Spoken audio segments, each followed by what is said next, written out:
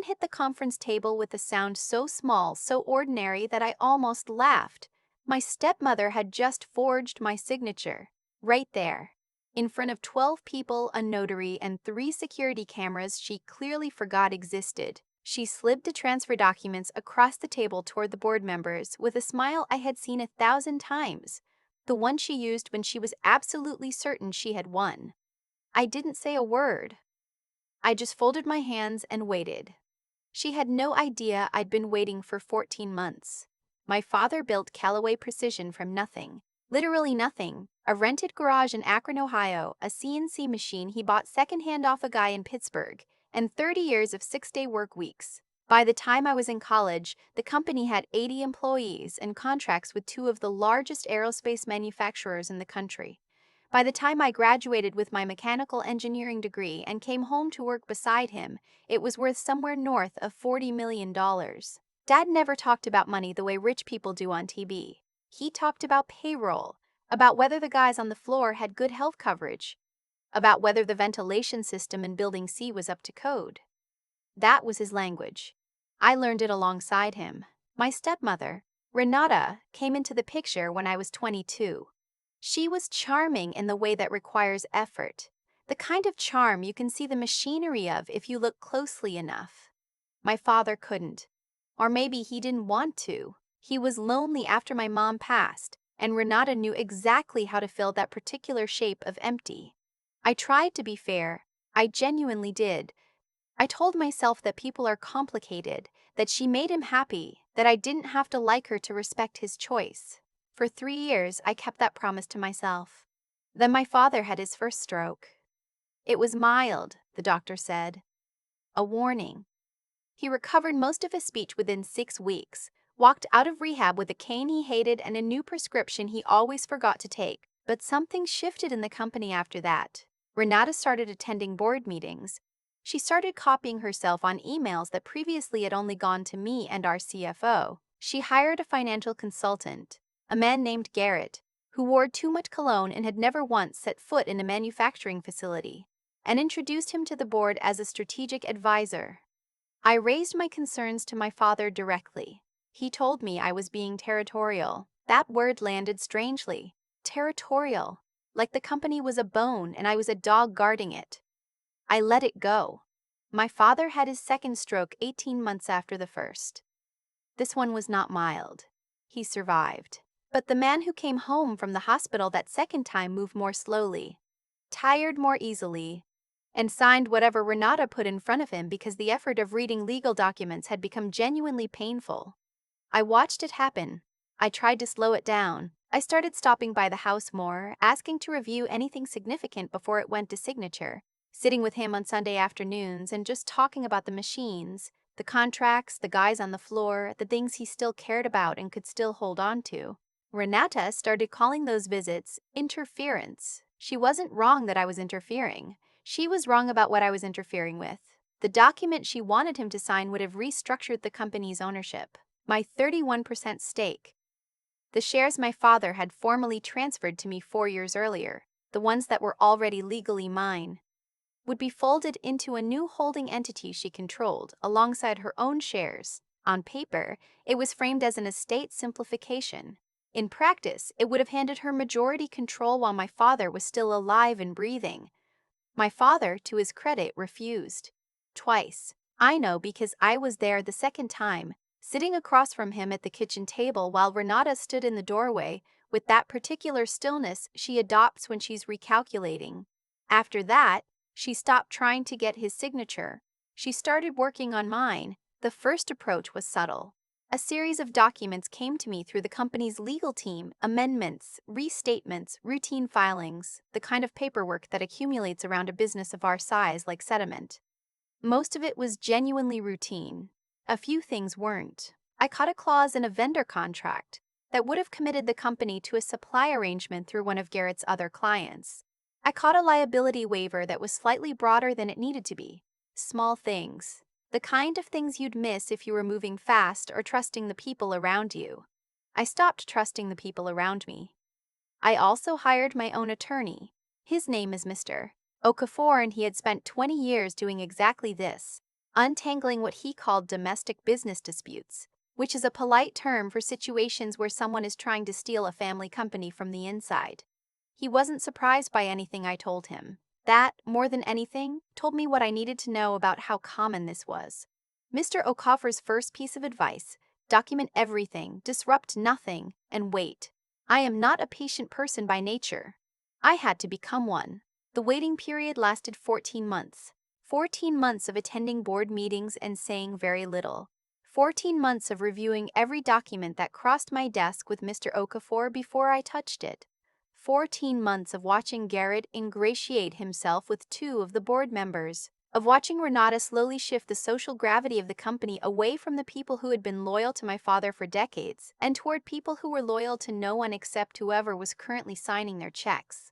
I also spent 14 months making sure the security camera footage from the conference room was backed up off-site, that the notary we used for board meetings was someone with no relationship to Renata or Garrett, and that every shareholder agreement, every original document relating to my stake in the company, was stored in 3 separate locations: my attorney's office, a bank lockbox, and a fireproof safe in my apartment.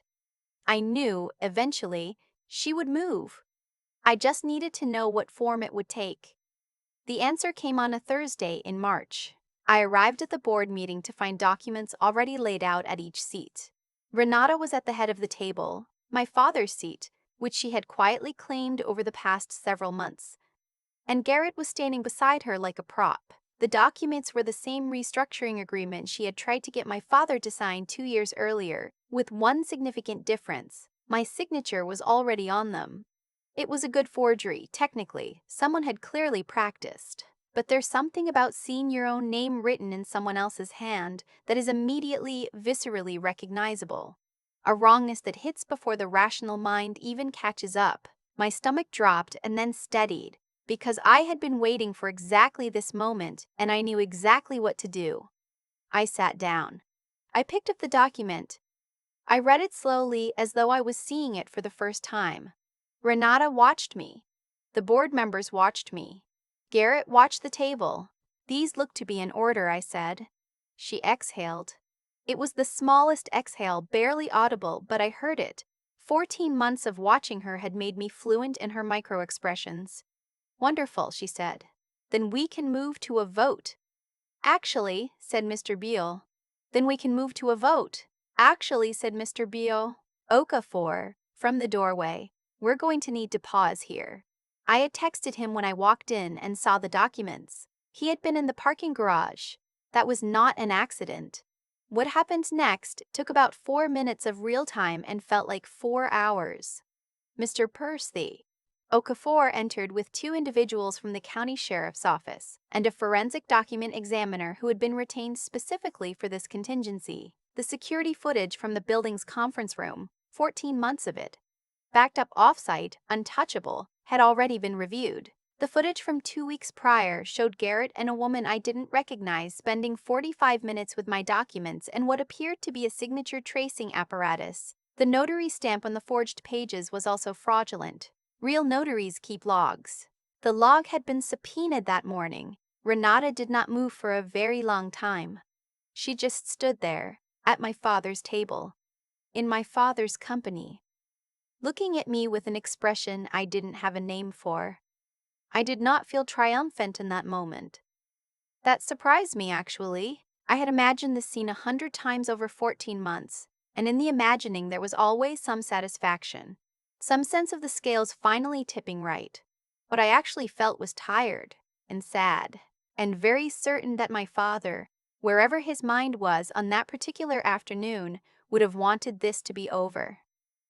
You can stay or you can leave, I said to her. Either way, this meeting is adjourned. She left.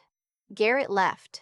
The 2 board members who had been closest to Garrett, who had, I suspect, known something was off without asking enough questions, also left and would submit their resignations by end of week.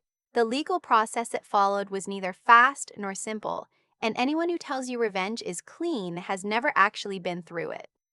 Document fraud. Breach of fiduciary duty. The forensic accountants Mr. Okafor brought in found additional issues, consulting fees paid to Garrett's firm from company accounts, several vendor contracts that had quietly enriched a holding company Renata had incorporated in Delaware 18 months earlier. Each discovery required documentation, depositions, review. My father's estate attorney had to be involved. Our outside auditors had to be involved.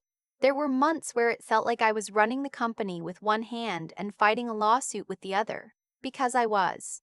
My father passed away in September, 7 months after the board meeting. He never fully understood what had happened. The strokes had taken too much of that particular clarity.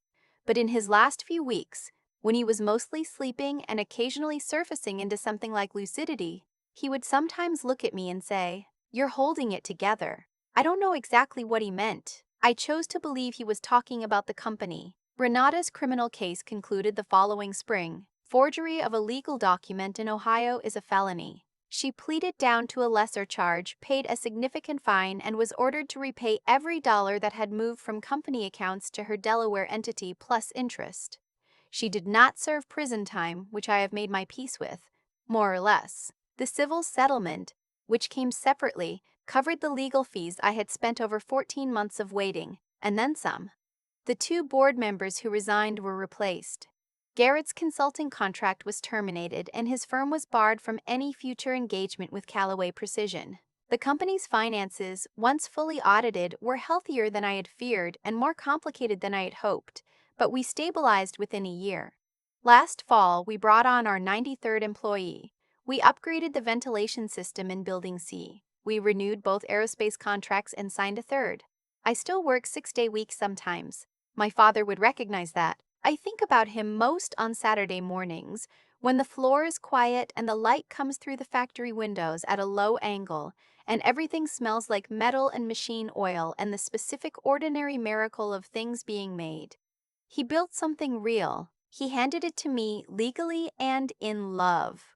And when someone tried to take it, not loudly, not with a fight, but quietly, with a pen and a smile and 14 months of patience in the wrong direction, I used 14 months of patience in the wrong reaction. I used 14 months of patience in the right one. Some people expected me to scream, to storm into that board meeting and throw the documents across the table and demand answers. That is not how you protect something that matters. You protect it the way my father built it, carefully, stubbornly, one day at a time, until the thing you're building is so solid that nothing can burn it down. They tried. They really did. It's still standing. There's a moment, somewhere in the middle of all of it, when you realize that doing the right thing and doing the smart thing are the same thing. I didn't always believe that. When Renata first started copying herself onto emails that had nothing to do with her, when Garrett walked into our conference room smelling like department store cologne and zero manufacturing experience, my instinct was to confront it. Loudly. Immediately. To walk into a board meeting and lay everything on the table and demand that people see what I was seeing. I'm glad I didn't. Not because confrontation is wrong, but because what I had wasn't enough yet. Knowing something and being able to prove it are 2 entirely different things, and the distance between them is where people like Renata operate. She had spent years learning how to move in that gap, how to do real damage in ways that looked, on the surface, like paperwork. What I had to learn was patience. Not the passive kind, not waiting and hoping, the active kind. The kind where you are building something every single day while appearing to do nothing. 14 months of documentation. 14 months of oxide backups and notary logs and conversations with Mr. Okafor that always ended with the same instruction, "Not yet." That required a discipline I didn't know I had. It required me to sit across a conference table from people who were actively working against everything my father built, and to smile and to say very little and to go home and keep building the case. My father used to say that the most important thing in manufacturing isn't the machine, it's the person running it. You can have the best equipment in the world and ruin everything with impatience, with shortcuts, with the belief that you can skip a step and make it up later. You cannot. The work is the work. Every step matters. I think about that now when I think about what Renata got wrong. She was smart, tactically. The forgery was careful. The Delaware entity was structured to be difficult to trace. She had moved slowly, built alliances, positioned herself well, But she had done all of that without integrity, without the understanding that a structure built on false foundations doesn't hold, not because of some abstract moral law, but because of practical material reality. Forged documents leave forensic traces. Fraudulent notary stamps can be cross-referenced against official logs. Security camera footage doesn't care about your intentions. The truth has a kind of weight that fabrications can't replicate. And eventually, if you keep building on real things, real documentation, real relationships, real legal standing, that weight tips the scales. Not dramatically, not in a single moment. Slowly, the way my father built his company and the way I defended it. What I want anyone to take from this is not that I'm exceptional. I'm not. I made the right calls because I had good counsel, because I was willing to be uncomfortable for a long time, and because I cared about something more than winning the argument in the moment. I cared about the 89 people who showed up to work every day. I cared about the contracts my father had earned. I cared about the ventilation system in Building C. That's what kept me steady when it would have been easier to react. Not anger, not pride, just knowing exactly what I was protecting and being unwilling to risk it on a moment of satisfaction. The company is still standing. I think that says more than I ever could.